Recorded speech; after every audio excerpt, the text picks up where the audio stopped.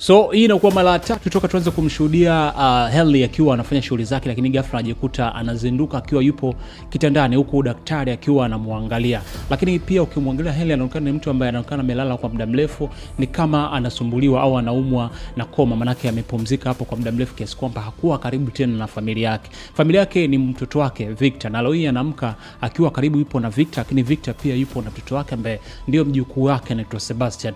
Lakini kwa taarifa nyingine ambazo wanazipata kwamba mtoto wake mwingine ambaye kwenye kumbukumbu zake anamfahamu anaitwa Eloise, kwamba pia yuko njiani anakuja na ndege na sasa hivi ni mwalimu wa shule. Lakini katika kumbukumbu ambazo yeye anazikumbuka kwamba dakika kadhaa zilizopita alikuwa Daina amekaa akiwa anakatakata mboga za majani, imekuaje sasa hivi yuko hapa. Anashindwa kumuelewa kile anachokiongea Victor, kwamba inawezekana kweli kuna uhalisia unachoniambia au hakuna uhalisia. Lakini tukumbuke haya mambo yameanza kutokea tu baada ya kunywa kinywaji ambacho ndani yake kulikuwa kuna damu ya man in the yellow. So ni 50-50 situation hapa. Kuna baadhi ya watu wanaamini na theory zao kwamba inawezekana watu wote wamelala hapa kwenye koma na kila mmoja anaota ndoto yake, na kwamba yanayotokea yote sio uhalisia, ni ndoto. Iko cha kwanza kutokana na relation hicho ambacho tunakiona sasa hivi kwa Henley. Lakini situation nyingine inawezekana pia haya yote yanayokuja ni kutokana na ile damu aliyokunywa kwenye kinywaji, kwamba inajaribu kumshawishi aamini kwamba haya yote yanayoendelea kwenye Fromville sio ya kweli, na athari zake ni kwamba baadaye anaweza kuja kufanya kitu ambacho kinaweza kika affect, kwa sababu kichwani naamini inawezekana ikawa ndoto, alafu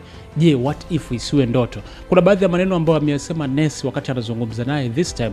Amemwambia kwamba hicho unachokiona sio cha kweli, na akili yako tayari ina crave kuamini kwamba hicho unachokiona ndio uhalisia. Kwa crave yani kutamani, maana akili yake inatamani kuendelea kuona ni mazingira anayoona kila wakati, na anamwambia kukataa tu kutokuwepo kwenye hiyo situation sio solution, ila inabidi ufanye anchors. Anchors maana yake kuzungumzia kujitoa au kujiachanisha na kitu ambacho kinakufanya wewe umestaki sehemu moja. Tuashumu ni kama meli au pantoni au boti yoyote ambayo inakuwa imetuama kwenye maji, inakuwa inashusha nanga yake na kusimama. So kile ambacho kimesimamisha pale ndio kinafanya ile meli isiweze kumove. Kwa maana yake Ness anamwambia babake na Victor Henley kwamba kile ambacho kinamfanya endelee kuwepo pale anapopaona ndio inabidi akieliminate. Kueliminate kuna maana nyingi. Kueliminate maana yake kumuondoa mshindani wako, kumuondoa anayekuzuia, na kumuondoa kwake mara nyingi inakuwa kwa kumuua, maana yake inabidi umshinde ili uweze kutoka. Kwa maana yake Ness anapozungumza kwamba babake Victor Henley hawezi kumuua au kumuondoa mtu ambaye anamsababisha asiweze kutoka kwenye Fromville, kadi ile illusion ambayo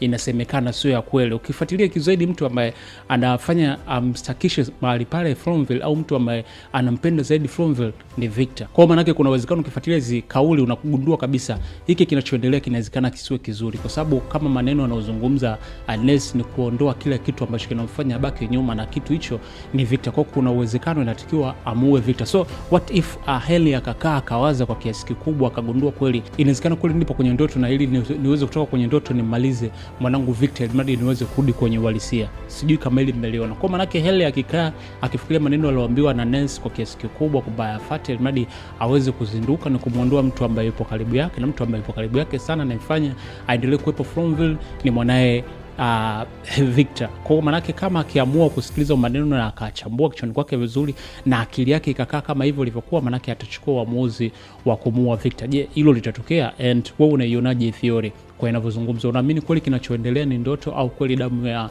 man in the yellow itakuwa inachangia hapa ndani? Mimi na Timon nisikose cup nyingine, and nikukumbushe tarehe 20 mwezi huu wa 6 tutakutana wote kwa pamoja pale Mbezi Beach kuangalia episode ya 10 ya From, and tutaangalia, lakini tutachora, lakini bila kusahau tutaimba wote kisera na kupiga picha na kufanya recap kwa pamoja. Chao chao.